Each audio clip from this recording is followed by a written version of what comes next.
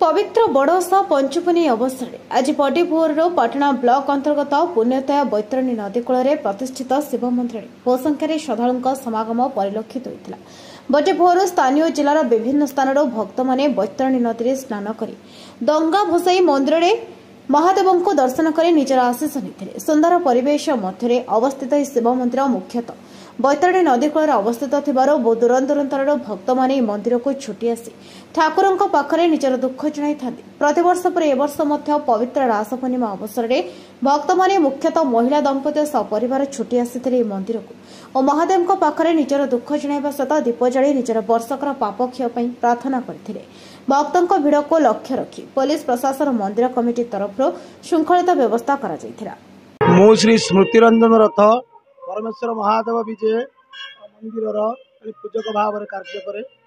आज पवित्र कार्तिक मास शुक्ल पक्ष पूर्णिमा पंडित बासरे आज जो परमेश्वर महादेव मंदिर 3:45 खोल जाई मंगल आलती शेष समस्त अभिषेक करागला। जलाभिषेक षोड़श उपचार पूजा उपचार करा 5:45 आमर मुख्य फाटक खोलगला।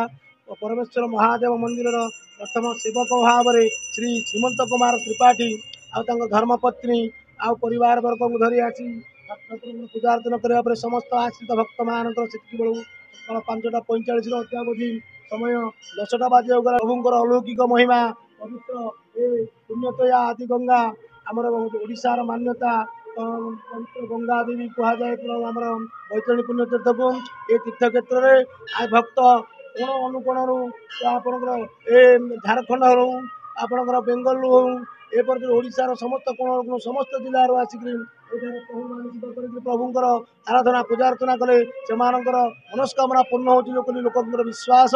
वंदे देव उमापति सुरगुरु वंदे जगत कारणम वंदे पर्णक भूषण मृगधरं वंदे पशुनांपति वंदे सूर्य शशांक बधिनयनं वंदे मुकुंद प्रियं वंदे भक्त जनाश्रयत वरदं वंदे शिव शंकरं कल्याण करंतु जगतवासी कल्याण करंतु संसार को सुखी रखंतु यही भक्त मान लीला खेला चली था प्रभुंर महिमा विस्तार हो ये जो जन समुद्र आपण देखुंत यार कौन गणना करहब नहीं प्रभु लाभ कर जो भक्त जमा समा भिड़ देखुंत आग विषय कह प्रभुंर जय हो प्रभु आमे आसीचु आनंदपुर बहुत दिन आशा था ये पाटना मंदिर देखा बैतरणी बही जाती डंगा बसैली आ दर्शन कलु बहुत खुशी लगला। ठाकुरे समस्त को भलरे रखते।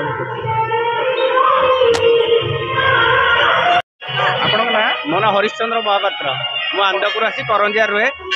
आज हूँ पंचक मेलार सब माने कार्तिक मासर गोटे ये बार बोली मन हुए तेणुक समस्त भक्त मैंने आमर पाटना अभिमुखे जो अच्छी आम मंदिर परमेश्वर मंदिर समस्त जनगहली होती आम मैंने भी आसु दर्शन करने बहुत भिड़ भी होती ठाकुर को दर्शन कर आम निजक आत्मसंतुष्ट करुँ बहुत खुशी लगुच।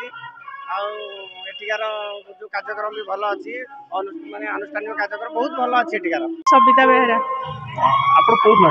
घटगाँ तरारू आसलु यही बैतरणी नई डंगा भसैलु पाटना मंदिर ये दर्शन कलु भल लगे। आज रास पूर्णिमा जेहेतु से लोक वर्षकर पाप सब क्षय हो बड़ ओषा कर जो श्राद्ध प्राद्ध करते पाप क्षय डंगा फंगा भसौं नदी। केन्दुझर पाटना आलोक मिश्र रिपोर्ट न्यायवती टीवी।